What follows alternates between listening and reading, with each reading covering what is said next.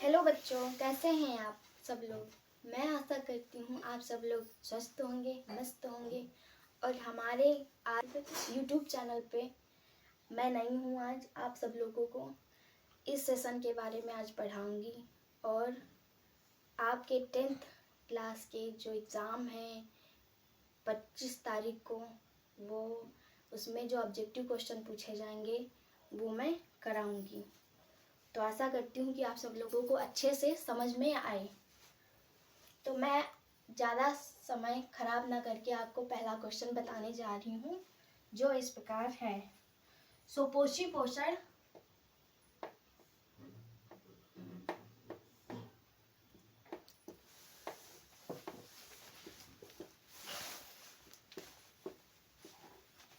सुपोषी पोषण के लिए क्या आवश्यक है।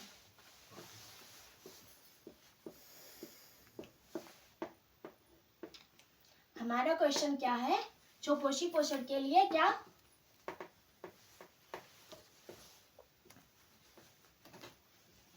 आवश्यक है। सब लोग जल का फार्मूला बताएंगे। हालांकि बहुत छोटा सा क्वेश्चन है, बहुत नॉर्मल सा क्वेश्चन है। शायद आपके 6 क्लास के बच्चों को भी पता होगा कि जल का सूत्र क्या है। बता सकते हो आप लोग, कमेंट में बताइए जल का सूत्र क्या है। फिलहाल मैं लिख रही हूँ। जल का सूत्र H2O है। जल का सूत्र क्या है, H2O। और दूसरा हमारे लिए सुपोषी पोषण के लिए क्या आवश्यक है, बताइए आप लोग। आप लोगों को पता है? नहीं पता है, मैं बताऊंगी। क्लोरोफिल। क्या? मेरी राइटिंग इस पे ज्यादा अच्छी नहीं बन रही, तो आप लोग इग्नोर करिए। उन चीजों को सिर्फ सीखने पे फोकस करिए। क्लोरोफिल और सूर्य का प्रकाश। और क्या है, सूर्य का प्रकाश। जल जिसका फार्मूला H2O है। जब आप लोगों को बचपन से ही पता होगा कि H2O होता है, और क्लोरोफिल और सूर्य का प्रकाश। और तीसरा क्या है, कार्बन डाइऑक्साइड। चौथा कार्बन डाई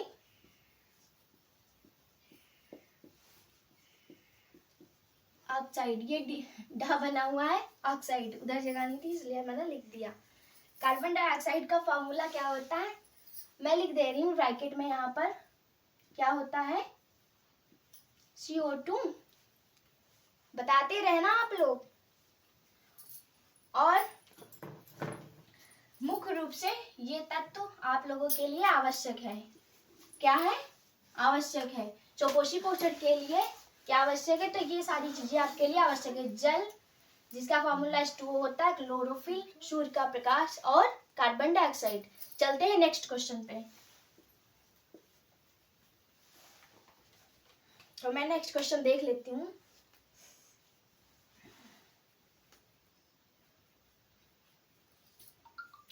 पादपों में जाइलम उत्तरदायी है। पादपों में जाइलम उत्तरदायी है। क्या है, पादपों में जाइलम उत्तरदायी है। आप लोग एक एक क्वेश्चन देखते रहिए ध्यान से। आपका कोई ना कोई क्वेश्चन जरूर फंसेगा आपके 10th क्लास में। ओके, पादप में जाइलम उत्तरदायी है।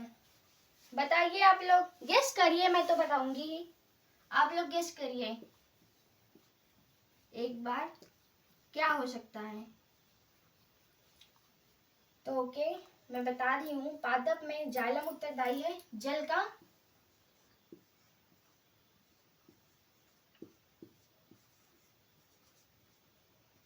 वहन।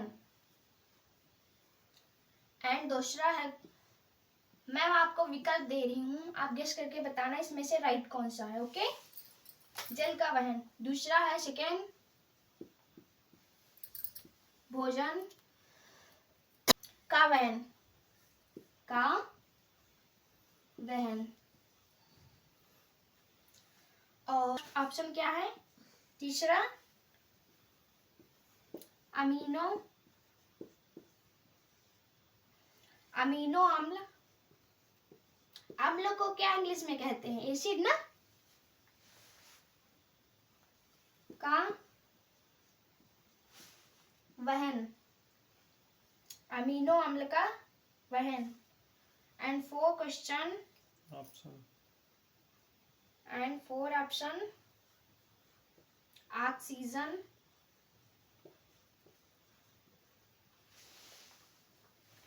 का वहन। तो बताइए आप लोग इसमें से कौन सा आपका राइट है, आंसर कौन सा है राइट ऑप्शन बताइए। इसमें से आपका जल का वहन। ओके, पादपों में जाइलम उत्तरदायी है जल का वहन। मैं आशा करती हूँ कि आप लोगों को समझ में आ रहा होगा। एंड चलती हूँ अपने नेक्स्ट क्वेश्चन पर। तो हम अपने नेक्स्ट क्वेश्चन पर चलते हैं।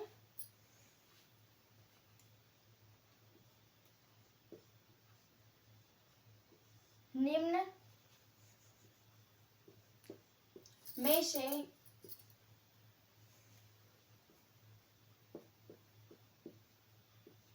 कौन सा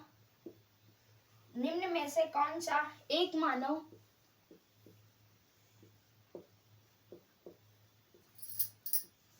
निम्न में से कौन सा मानव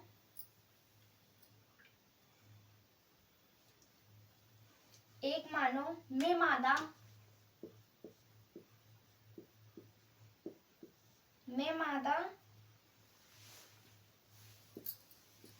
जनन तंत्र का भाग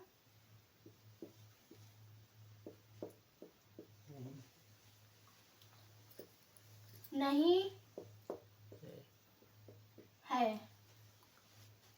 तो मैं आप लोगों को ऑप्शन देती हूँ। अंडाशय,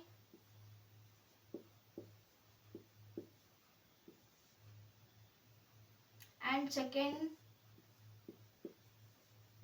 गर्भाशय, एंड थर्ड शुक्रवाहिका।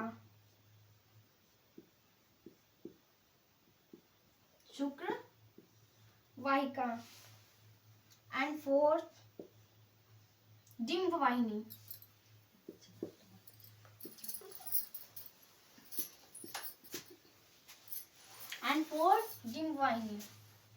तो आप सब लोग बताइए, निम्न में से कौन सा एक मानव में मादा जनन तंत्र का भाग नहीं है? मादा जनन तंत्र का भाग नहीं है। इसमें अंडाशय भी है, गर्भाशय का भी काम है, एंड डिंबवाहिनी का भी। तो इसमें से का भाग नहीं है शुक्रवाहिका। कौन सा नहीं है? शुक्रवाहिका। छठा क्वेश्चन है शायद, एंड ये 7।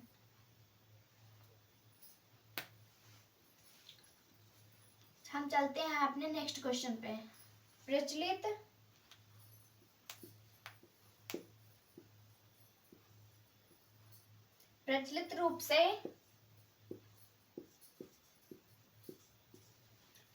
रूप से ऊर्जा ग्रह कहलाता है। ऊर्जा ग्रह कहलाता है। इसके ऑप्शन नहीं दिए हुए हैं, तो मैं इसका आंसर खुद बता देती हूँ। ओके,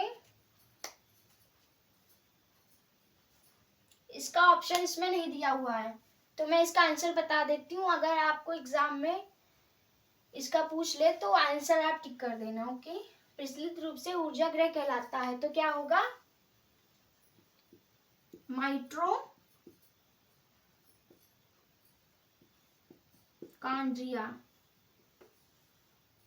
राइट है। इसके ऑप्शन नहीं दिए हुए हैं, तो मैं अपने आप से ही बता देती हूँ। ओके, माइटोकॉन्ड्रिया कहाँ होता है वैसे, मैं पूछ सकती हूँ? बाकी जब मैं आपको डीपली बताऊंगी तो सारे क्वेश्चन करवा दूंगी। फिलहाल आप इतना बता सकते हैं माइटोकॉन्ड्रिया कहाँ होता है। हमारे शरीर में सेल होता है। क्या होता है? सेल। सेल पाए जाते हैं हमारे पूरी बॉडी में। ऐसी कोई जगह नहीं जहाँ पर सेल ना हो, उपस्थित ना हो। तो सेल में हमारा माइटोकॉन्ड्रिया इसके अंदर होता है। इसमें बहुत सारी चीजें होती हैं। ओके, बहुत सारी चीजें होती हैं। केंद्रक होता है। ओके, माइटोकॉन्ड्रिया, अंतःप्रदिव्य जालिका, बहुत सारी चीजें होती हैं। तो मैं इसको रफ कर देती हूँ। एंड ये शायद 9 क्वेश्चन है, मैंने ध्यान नहीं दिया उस पर कौन सा क्वेश्चन चल रहा है।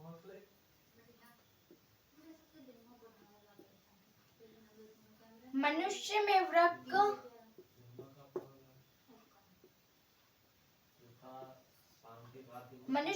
एक तंत्र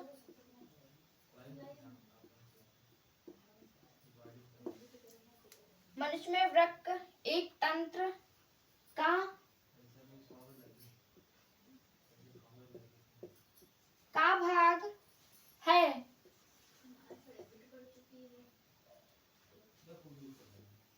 जो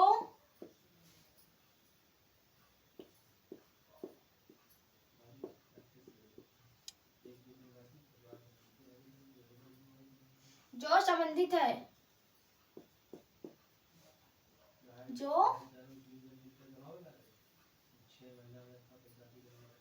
जो संबंधित है। एंड फर्स्ट ऑप्शन पोषण, फर्स्ट ऑप्शन पोषण एंड सेकेंड ऑप्शन शोषण एंड थर्ड उत्सर्जन एंड फोर परिवहन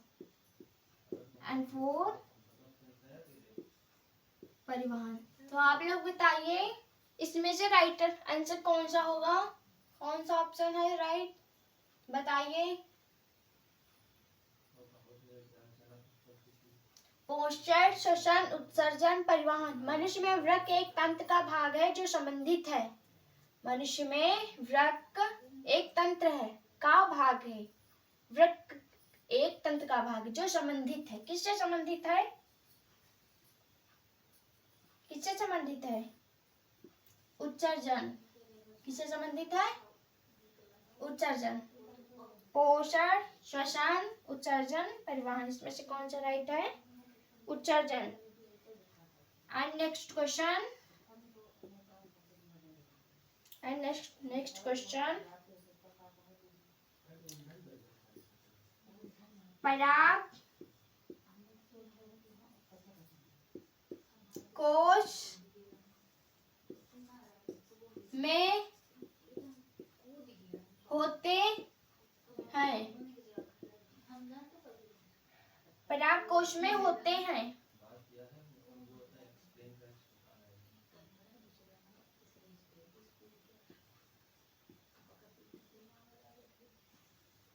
बाह्यदल एंड सेकेंड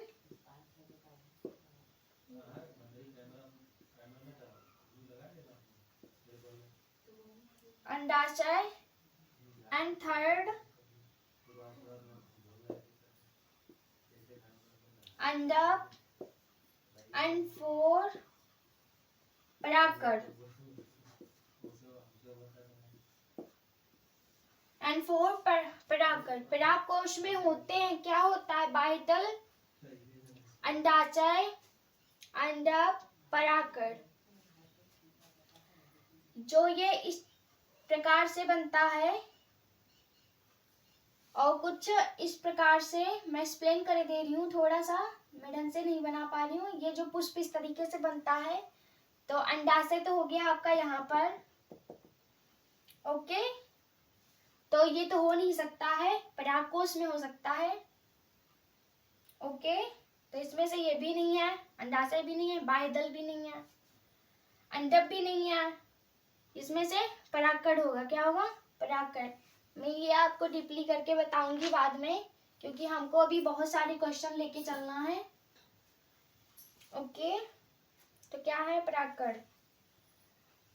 हम नेक्स्ट क्वेश्चन पे चलते हैं। मानव में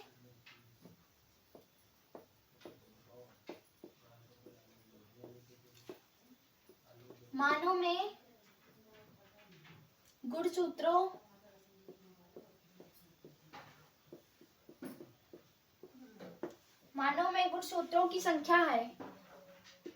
मानव में गुणसूत्रों की संख्या है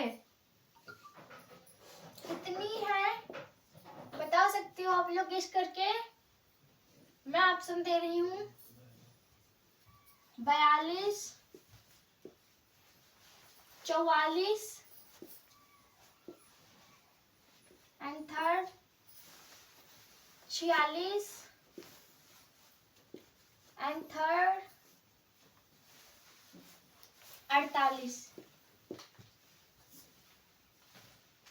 बताइए इसमें से कौन सा आंसर आप लोगों का सही है। 42, 44, 46, 48 कौन सा सही है। मानव में गुणसूत्रों की संख्या कितनी होती है। 42 तो हो नहीं सकती, 44 हो नहीं सकती, 48 हो नहीं सकती, तो हमारा राइट आंसर क्या है 46। एंड नेक्स्ट क्वेश्चन पे, निम्न में से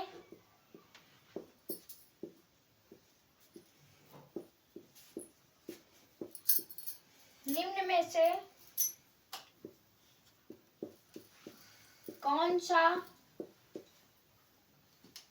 एक केवल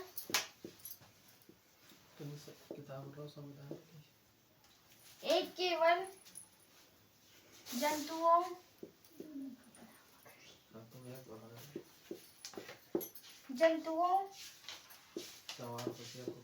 में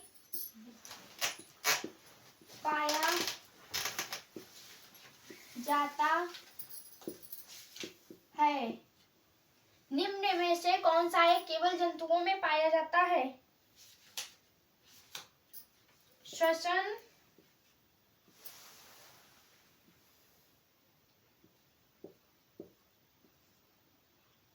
and second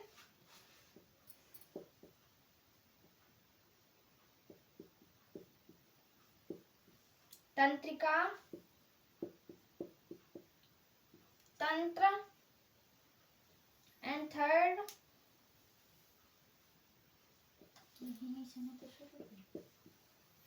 hormone, and fourth वृद्धि।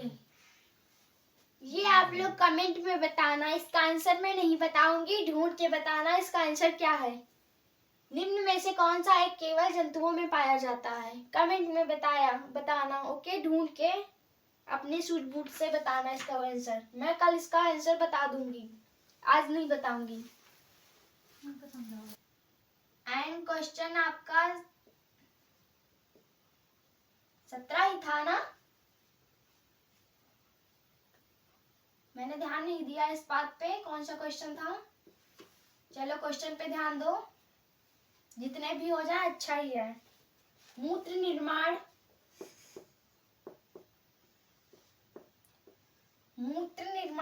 होता है। मूत्र निर्माण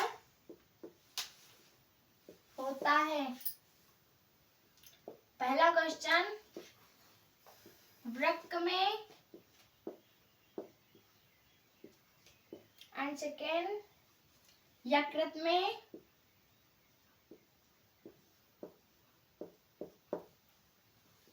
एंड थर्ड प्लीहा में।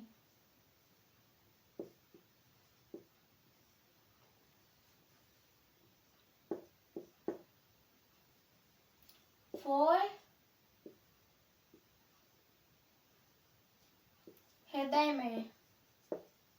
हृदय में हो नहीं सकता, यकृत में हो नहीं सकता, प्लीहा में हो नहीं सकता, प्लीहा में हो नहीं सकता, तो किसमें होगा वृक्क में। एंड नेक्स्ट क्वेश्चन पे चलते हैं। क्लोरोफिल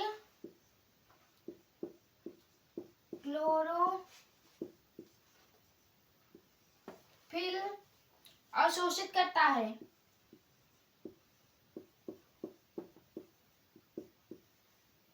क्लोरोफिल अवशोषित करता है। गेस करो क्या अवशोषित कर सकता है क्लोरोफिल। मैं ऑप्शन दे रही हूँ, जल, एंड सेकेंड खनिज लवण,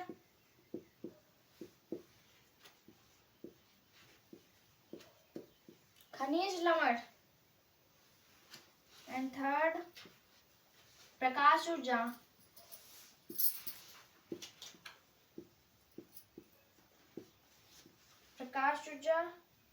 एंड फोर ऑक्सीजन।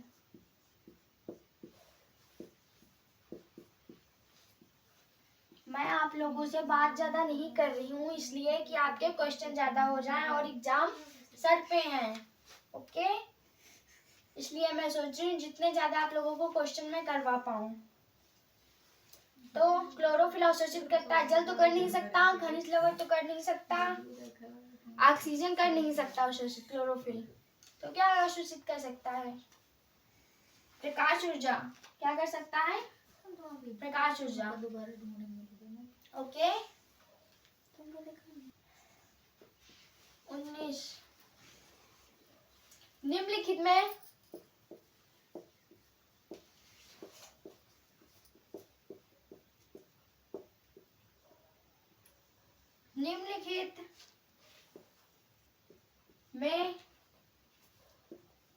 से कौन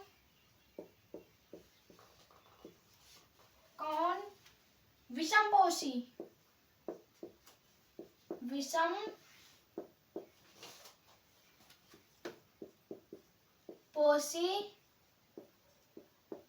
नहीं है? विषमपोषी नहीं है। निम्नलिखित में से कौन विषमपोषी नहीं है? ऑप्शन में दे रही हूँ, फफूंदी,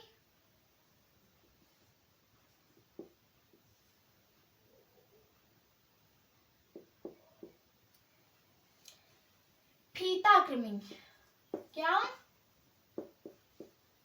फीता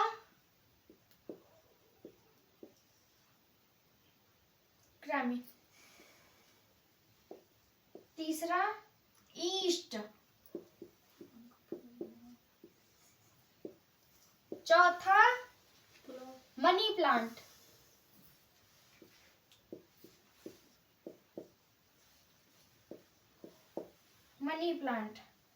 निम्नलिखित में से कौन विषमपोषी नहीं है?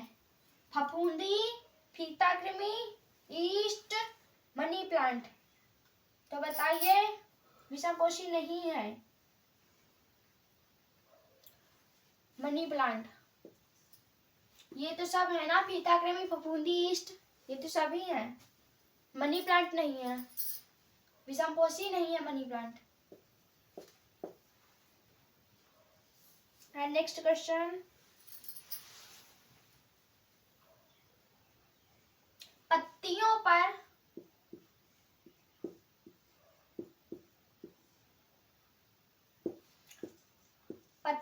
पर कलियां, क्या? कलियां विकसित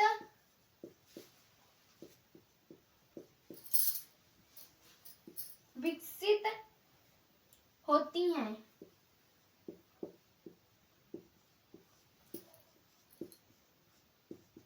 पत्तियों पर कलियां विकसित होती हैं। क्या?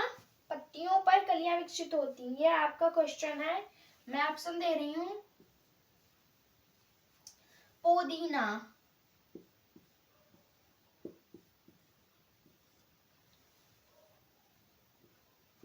में पुदीने की आप लोग चटनी खाते हो, मुझे बहुत पसंद है। आलू में एंड थर्ड ऑप्शन ब्रायोफिलम।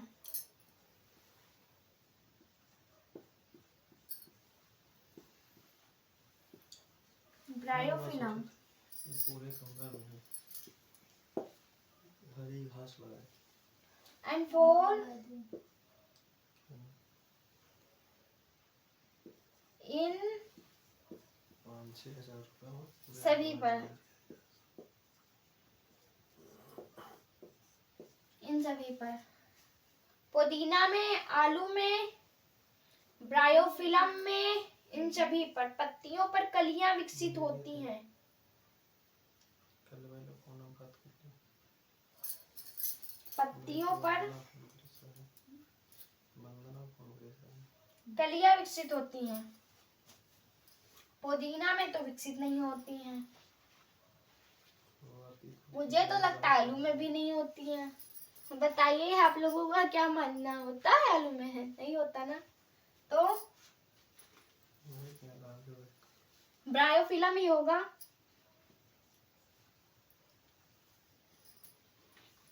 विद्यार्थी है 21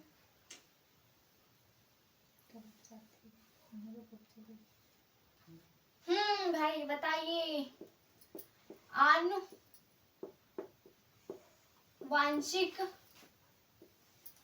आनुवांशिक विज्ञान के जनक, आनुवांशिक विज्ञान के जनक हैं, आनुवांशिक विज्ञान के जनक हैं। ऑप्शन दे दूं? बताइए। ये तो आपका इतना इम्पोर्टेंट क्वेश्चन है, इतना इम्पोर्टेंट क्वेश्चन है कि हाँ 10th में मुझे लगता है पूछता है हर बार, क्योंकि ये मेरे टाइम पे भी आया था। आनुवंशिक विज्ञान के जनक, मेरे भी टाइम पे ये क्वेश्चन आया था। बताइए आप लोग, बिना ऑप्शन के ही बताना चाहिए। फिलहाल मैं ऑप्शन दे रही हूँ। H J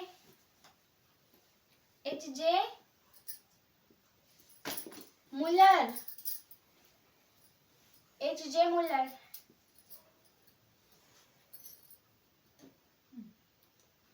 second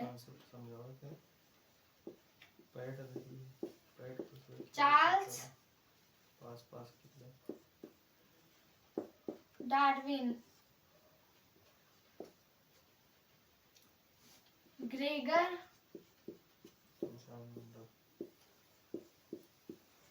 John Mendel, Gregor John Mendel. And 4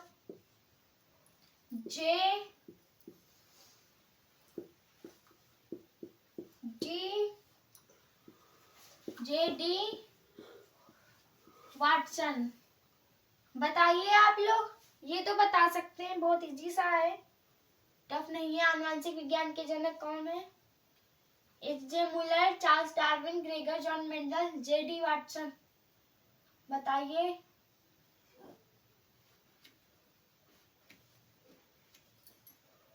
तो आपका ग्रेगर जॉन मेंडल है। क्या है? Gregor John Mendel. And next मुकुलन।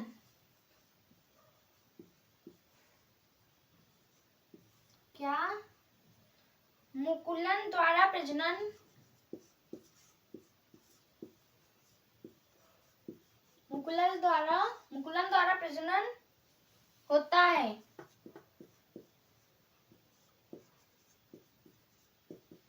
ये भी क्वेश्चन आपका इम्पोर्टेंट है, मुकुलन द्वारा प्रजनन होता है। ये भी आपका क्वेश्चन इम्पोर्टेंट है, ये भी इम्पोर्टेंट था और ये भी इम्पोर्टेंट, वेरी। ओके,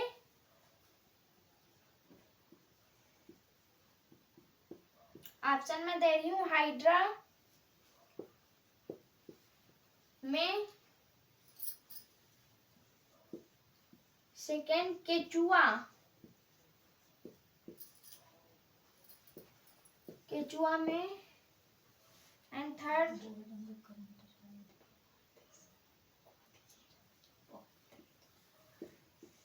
जिल चट्टा, क्या?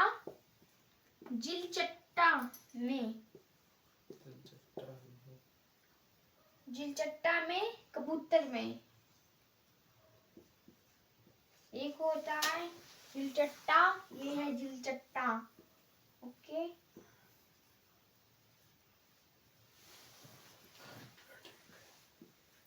कबूतर में।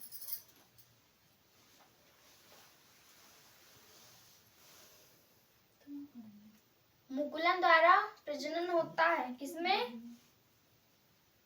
हाइड्रा में। किसमें? हाइड्रा। मुझे लग रहा है ये चिलचट्टा होगा, चिलचट्टा, जिलचट्टा लिखा हुआ है इसमें।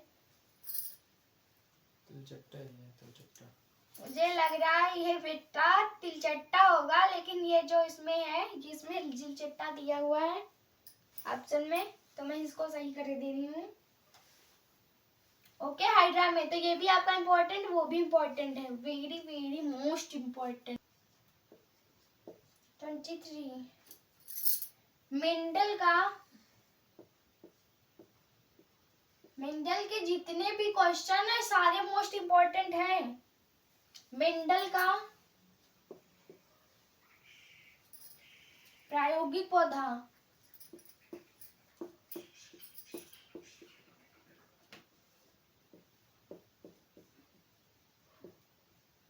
मेंडल का प्रायोगिक पौधा था, कौन सा था? मीठी मटर,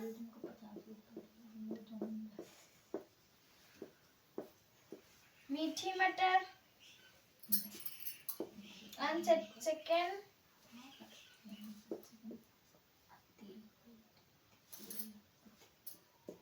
उद्यान मटर, एंड तीसरा सरसों, चौथा गुड़हल।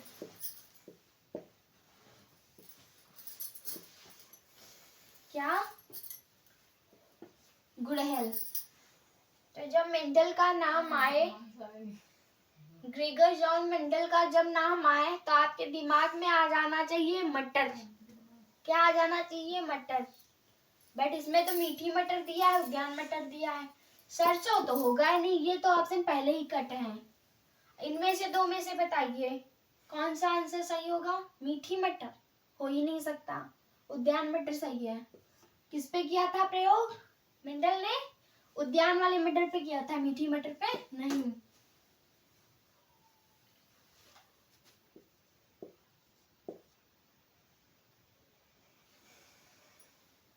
आनुवांशिकता,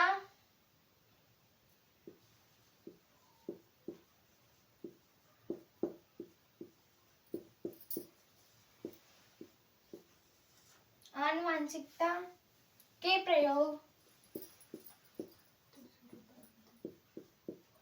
आनुवांशिकता के प्रयोग के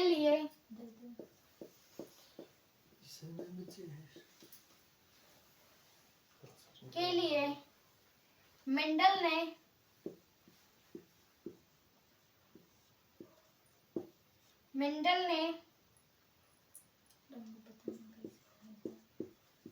निम्नलिखित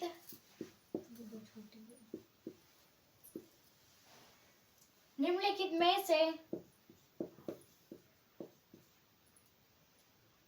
कौन से पौधे, कौन से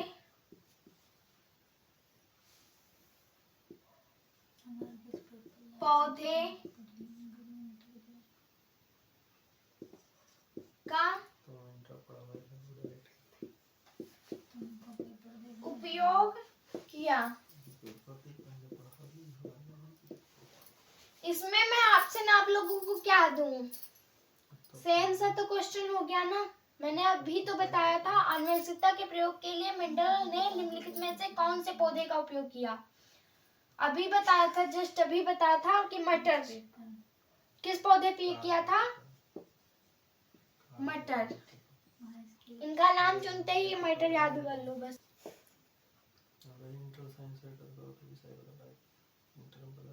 पित्तरस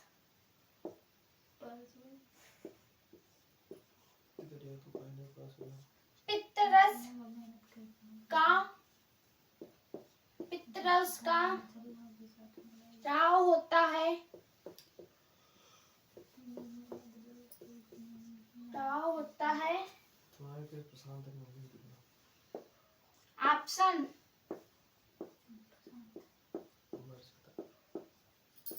पित्ताशय द्वारा एंड सेकेंड यकृत,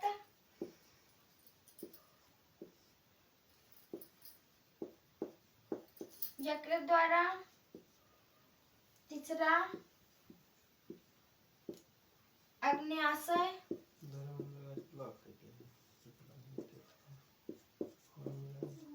अग्न्याशय द्वारा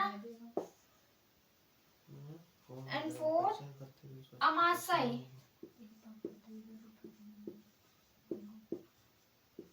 अमाशय, अमाशय द्वारा। तो बताइए पित्तरस का स्राव होता है यकृत द्वारा। कैसे होता है? यकृत द्वारा। एंड नेक्स्ट, मनुष्य में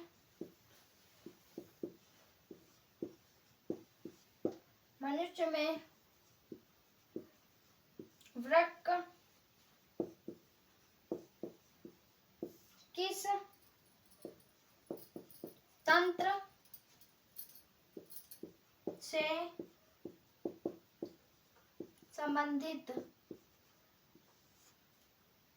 संबंधित है?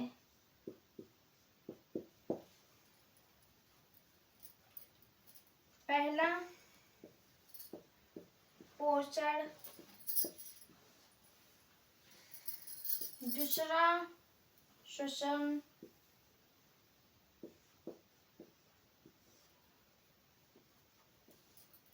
नेक्स्ट उत्सर्जन, परिवहन। तो बताइए मनुष्य में वृक्क किस तंत्र से संबंधित है? श्वसन तो हो नहीं सकता। श्वसन आपका फेफड़ा से संबंधित है। किससे संबंधित है? फेफड़ा से। मनुष्य में वृक्क किस तंत्र से संबंधित है? श्वसन हो नहीं सकता, फेफड़ा से संबंधित है। परिवहन, परिवहन तो आपका हृदय से संबंधित है। किससे? हृदय से। ये भी नहीं हो सकता है। उत्सर्जन, पोषण तो किसी कीमत पे नहीं हो सकता है। उत्सर्जन वृक्क या नेफ्रॉन, वृक्क या नेफ्रॉन। तो हमारा कौन सा क्वेश्चन राइट होगा? उत्सर्जन। मनुष्य में वृक्क किस तंत्र से संबंधित है?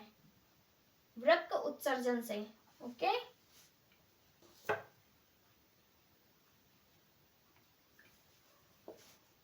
28 नंबर, मादा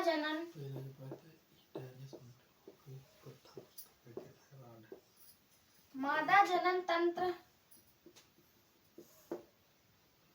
के किस भाग में लूप स्थापित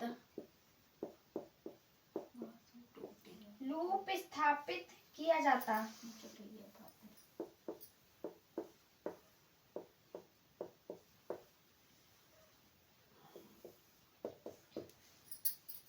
लूप स्थापित किया जाता। पहला अंडाशय, अंडाशय में दूसरा अंडवाहिनी में एंड तीसरा गर्भाशय।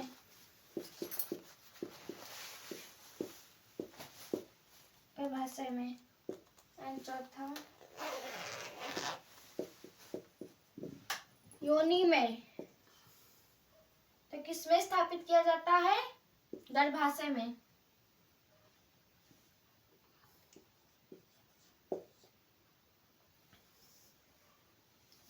निम्न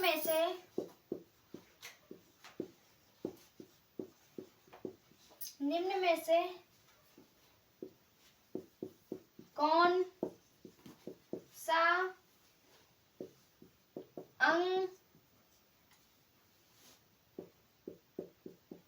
पौधों में नर जननांग का प्रतिनिधित्व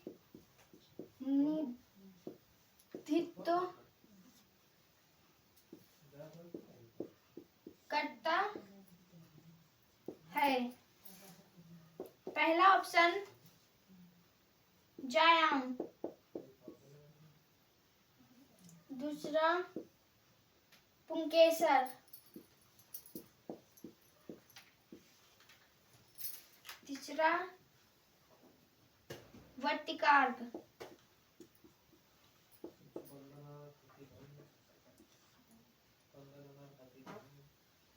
चौथा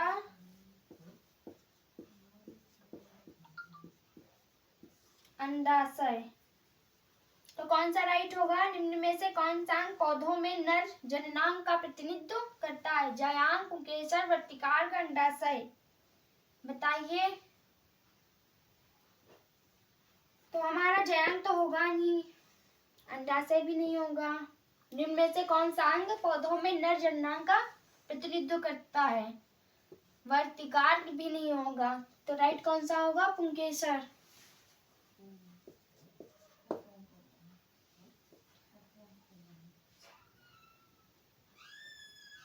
मनुष्य में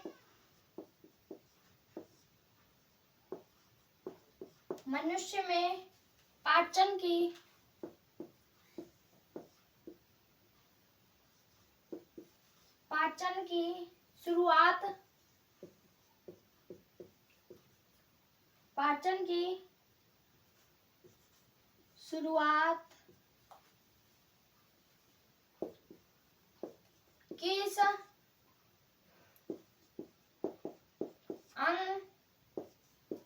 से होती है? मनुष्य में पाचन की शुरुआत किस अंग से होती है? बताइए। प्रारंभ कहाँ से होता है? मुख से एंड सेकेंड यकृत से, छोटी आंत से, छोटी आंत से एंड चौथा पित्ताशय से। तो इसमें क्या है? मनुष्य में पाचन की शुरुआत किस अंग से होती है? तो हम जस्ट खाना खाते हैं, तोड़ के मुंह में, रोटी को सब्जी में मिला के मुंह में रखते हैं, तो हमारा स्टार्ट तो मुंह से ही होता है। बोलो। ना यकृत से हो सकता है, ना हाथ से हो सकता है, इनका तो काम बाद में है। तो हमारा राइट आंसर होगा मुख से। तो हम आज अपनी क्लास को यही विराम देते हैं और मिलते हैं कल एक नए सेशन के साथ, नए वीडियो में। ओके, धन्यवाद। शुभ रात्रि।